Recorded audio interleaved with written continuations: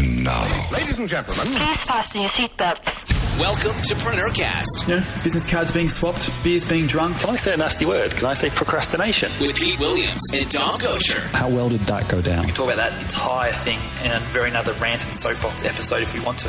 Visit us online at PreneurMedia.tv. Tom Goucher, how are you, buddy?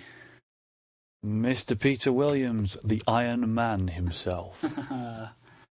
Yes, I did finish. I survived. I'm still in one piece, so that's very exciting. Man, look, my legs get wobbly running for the bus, so if you could even stand up now, a few days later, I am in awe of you. Thank you, sir. Thank you. It was a tough day at the office. I got up to about 38 degrees Celsius officially, but word on the street it got above 40 at some point. And yeah, wind wasn't great either. So it was a tough day at the office, but survived and crossed the finish line, and yeah, very happy did under 12 hours. So yeah, all in all, had a good day out and about. And I understand you did a reasonable time against your original goal. Yeah, well, the original goal was sort of 12 and a half. Well, when I first started training, I thought, well, I haven't ridden a bike or swam for a couple of years. Although I did it pretty seriously years ago, I hadn't really done much training up until 21 weeks ago or so. So I thought, well, 14 hours will be a decent goal time, and that came down to 12 and a half pretty quickly. And then ended up doing sub 12 hours. So yeah, extremely happy given the conditions and all that sort of stuff. So yeah, wrapped. Good on you, mate. I am genuinely proud of you for the effort that you put in and for the result. So well done. Much appreciated. Well, we'll take a couple of photos up on the PreneurMedia.tv site for those who want to sort of see some action shots. We might as well throw them up on that. Cool. I'm particularly intrigued by the after rather than the before shot. Oh dear. All right, mate. In honour of you still recovering, and I think we might not be too long on this call. We'll try and keep it a reasonable time. But while you were away, there's a couple of things come up. I really want to talk to you about this because both in the mastermind group for the 7 Levers and also some of my own clients and consulting clients, there's a topic that's come up, and it's something that I only recently got a name for. But I've always been a big believer in this, and it's something that I call minimum viable product. Well, I don't call it MVP.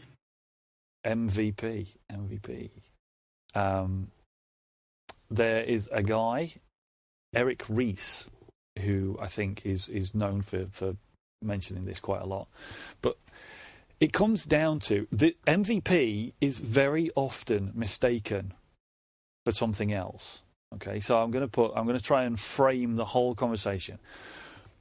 A lot of people, when they're either starting a business or they are certainly online, they get into this trap of over-egging it, of really going the whole hog, setting things up.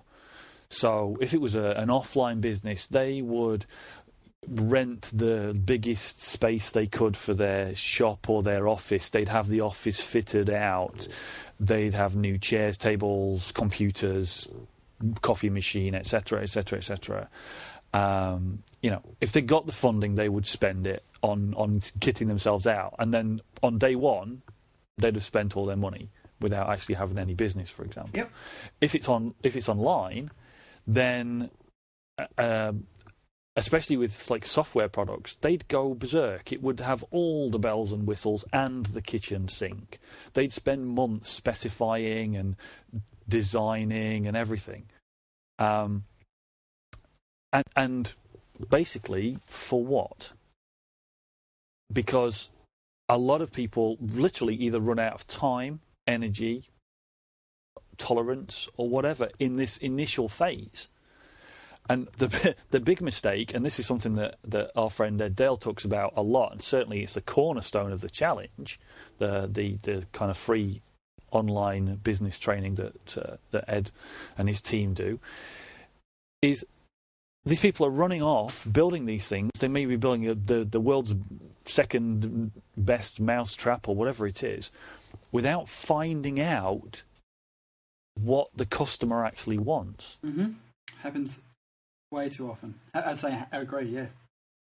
Yeah. But there's no balance between building the best mousetrap and finding out first what people want. And this is where this idea of minimum viable product comes in. Because you can build something. In the old days of software, you might have called it a prototype. Yeah. Some people might call it a beta. But it doesn't have to be a prototype. It doesn't have to be a beta. But what it does have to be is the minimum viable product. What is the least thing you can do and put in front of somebody so that your business can start, so that you can start asking questions of your potential customers?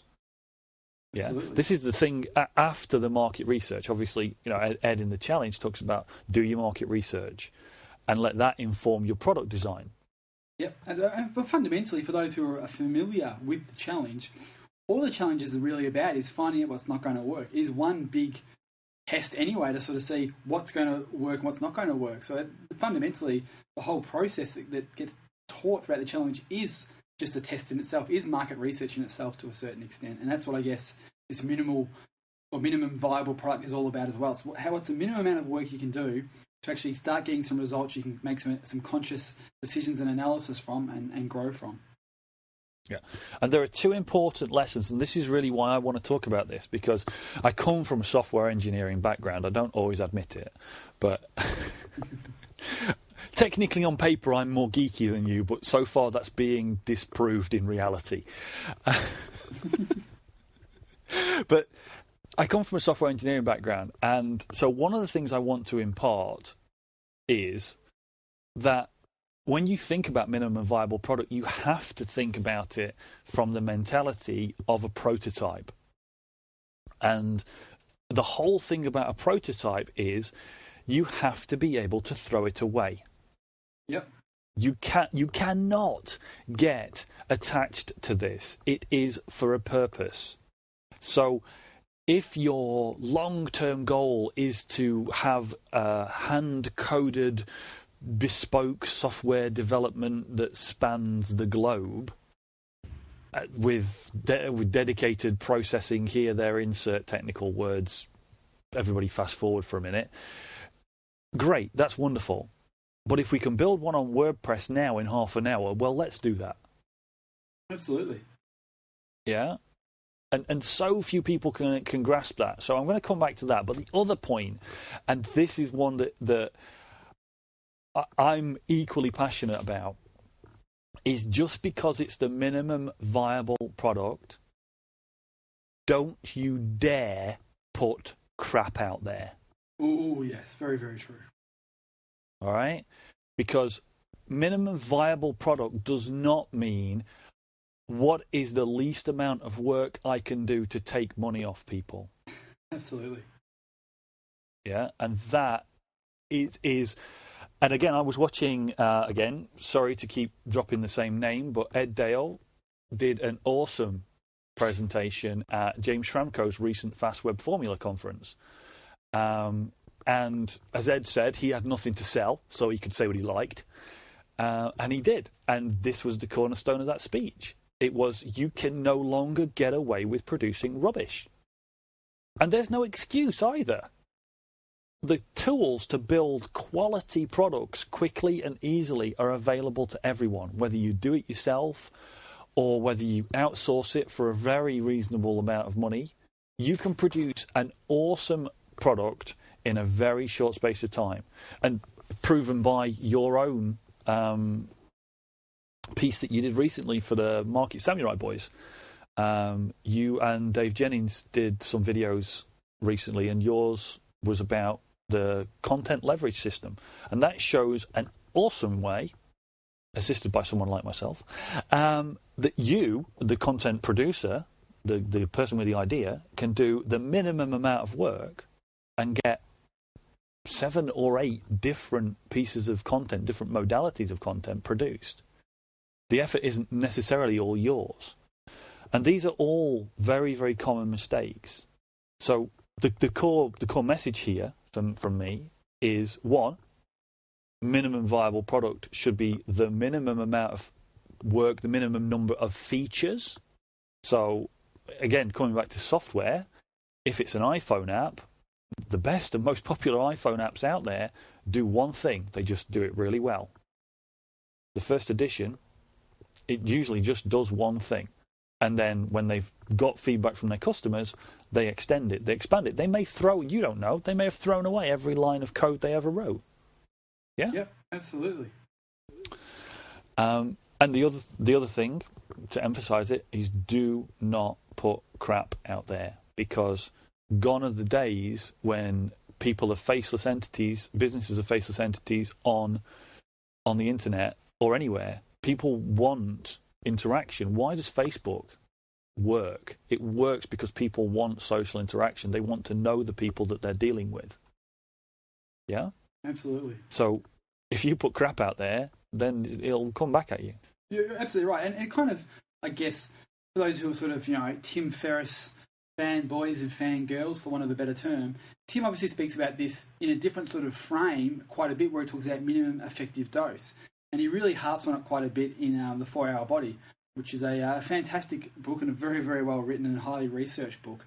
And he talks about what's the minimum effective dose you can do to get the result you're after. And this is just basically taking that theory and that practice and applying it to a business context. So what is the minimal viable product you can create to get the result you're after, whether it might be a sales page or a web page you're trying to put up there. Just get something up there, because like something that's like a 7 out of 10 but implemented is better than something that's a 10 out of 10 that's not implemented. You've got to have that mentality that something where you're getting data is much, much better than something that's not getting you any data at all because it's not live.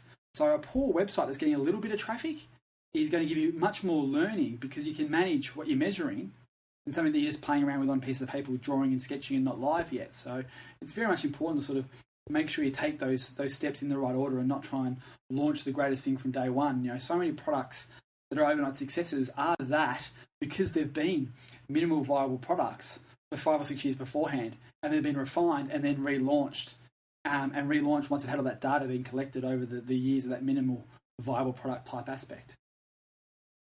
Yeah, and there's a lot of different books and things that talk about similar things. For example, you just said, I have this policy, and it's funny that these things I'm only just finding terminology. I have my own words for it. For example, from a design point of view, if you're into design, or you're producing something that has some kind of design aspect to it, and occasionally I'm asked to do that, when the client has no idea, you could sit there for days, weeks, but trying to ask them to give you input or whatever. And I have this policy, which is that I have this thing that I call give them something to say no to. A lot of people are very precious about design, are very precious about things like that. Me, it's feedback. I'm giving them something. They can either say yes or they can say no. Yes is great, but no is just more feedback. Absolutely. Yeah? Absolutely. And that's actually there's an entire book on that subject called Go for No, which is tipping everything on its head by saying, look, a no is just an indicator that you tried and got some feedback. It's not a failure. And there's we've talked before about check moves, about making an action that potentially could lead to a sale by making some contact with your clients. The more check moves you make, the more you will get feedback and the more you might potentially get a sale. Just like the more you put up a website, even if it's getting a little bit of traffic, you're going to get more data and feedback than if you don't put any site up at all. If you're stuck in what they call analysis paralysis. Yeah? Exactly right. This is just a way of getting out of that.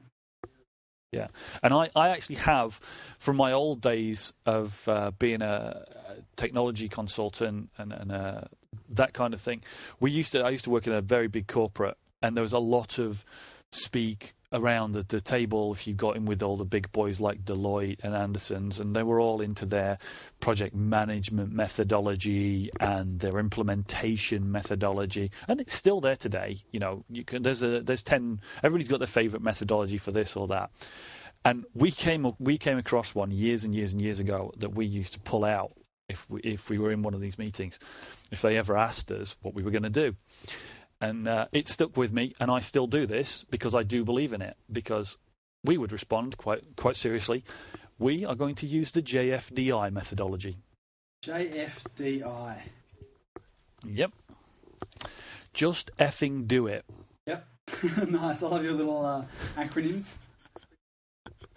Seriously, the people get bogged down in analysis paralysis. They get bogged down in what will happen if I do this? What will happen if I change this? What will the customer think? What will the next visitor to the site think? A lot of people even won't do basic split testing because they're afraid that somebody might notice, for example, that the headline changed between two visits to the site.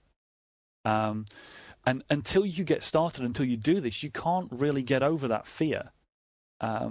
So it is a case of JFDI. You're never going to know until you do it.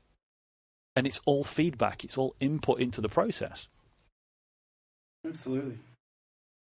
I couldn't agree with you more, mate. That's what it's all about, is just getting off your butt and actually taking some action, and just taking the minimum effective level of action, the minimal viable product to actually get out there. And that product doesn't actually have to mean a product. It's just minimum viable action is probably another way to look at it as well. Is what is the minimum action you can take to start moving you towards your goal?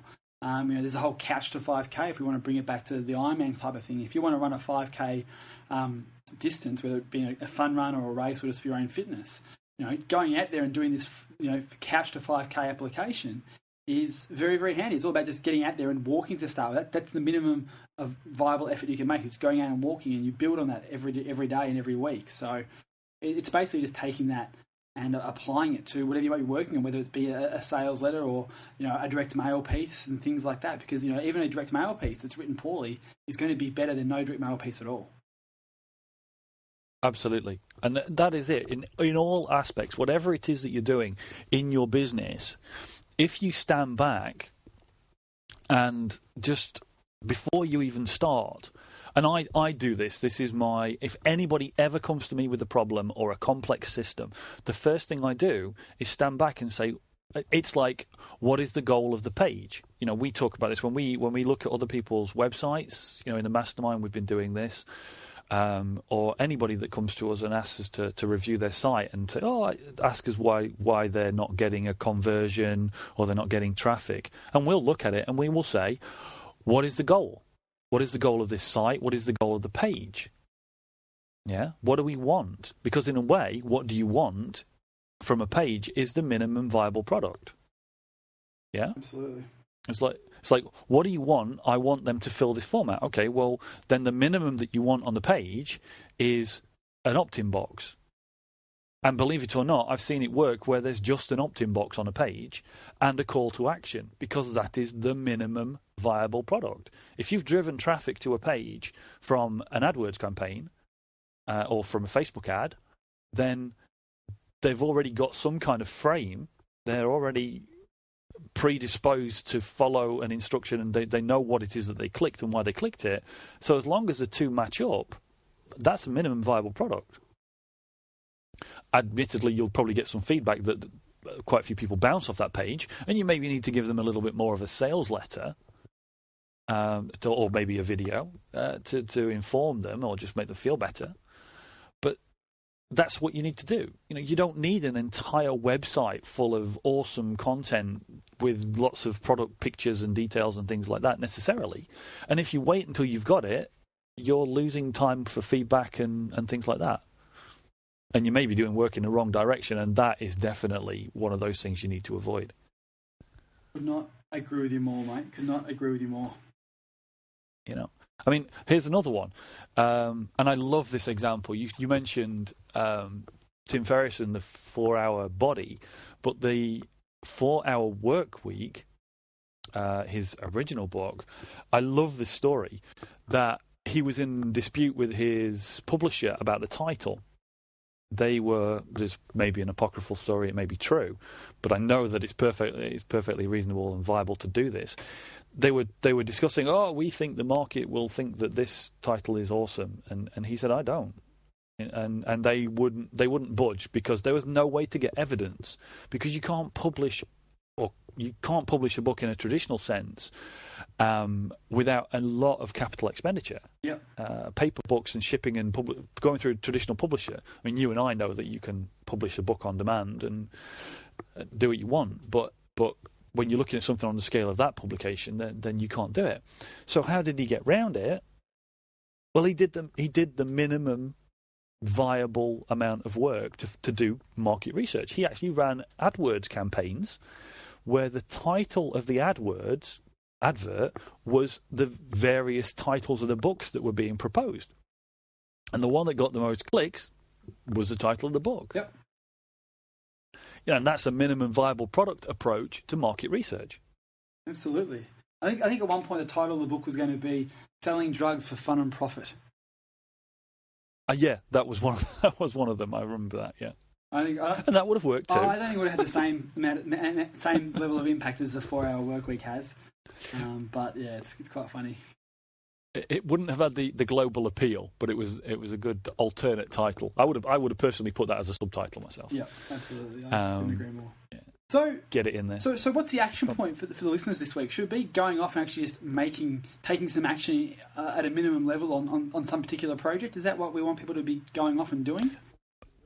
As the roles reverse and you bring me back on topic, yes. This week's every week's action point should be JFDI. In fact, we should have some T-shirts made. I like it. PreneurCast, JFDI. Yeah, just to stay away from other certain sports shoe manufacturers' slogans. But yeah, seriously, the action should always be JFDI, but this one is a focus one. It is, what are you in analysis paralysis on? What are you trying to make perfect before you go live? Or what product are you trying to finish with all of the features and details that you could stand back from and ask yourself, what is the minimum viable product? And that includes putting your hand on your heart and saying, am I skimping? Am I cheating? Am I releasing crap? Yeah? Am I not giving quality to my clients? If you can say this is the minimum viable product, this is the minimum number of features to make this work and be a good product, whether it's content in a training course, features in an iPhone app, or whether it's items for sale in a store, then ask yourself, what is the minimum viable product? And then JFDI. Put up that website. Outsource WordPress installation. Go to Fiverr.com and outsource the installation of a WordPress site with a jazzy theme. You could even outsource photography or product photography or anything. Get your cousins, nephews, dog walker to take some photos of the product. Get them up there and get some feedback. Yeah? Absolutely. So should we do one of our crazy podcast episodes like we did a few weeks back and actually cut it short and give people 20 minutes of their week back to JFDI it? I'm with you, dude. Let's do it. All right, everybody. I know we really appreciate the time you spend listening to us. We normally go on for 40-odd minutes. Here's 20 minutes back. We want you to use this time wherever you are. If you're out on a run, if you're sat in a coffee shop, wherever you listen to us, in the car, and take some time and think about minimum viable product and JFDI. Go for it. See you next week. See you guys. You've been enjoying another fine episode of PreneurCast with Pete Williams and Dom Gosher. Make sure to hang out with the boys online at PreneurMedia.tv or drop them a line via PreneurCast@PreneurGroup.com.